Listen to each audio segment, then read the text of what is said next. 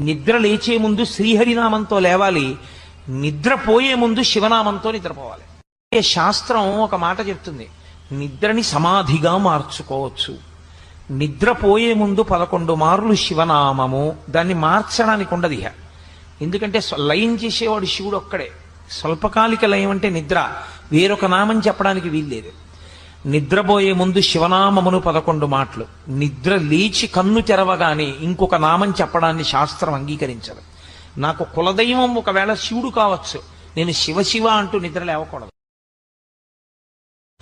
నిద్ర లేచే ముందు శ్రీహరినామంతో లేవాలి, నిద్రపోయే ముందు శివనామంతో నిద్రపోవాలి. శాస్త్రం ఒక మాట చెప్తుంది, నిద్రని సమాధిగా మార్చుకోవచ్చు.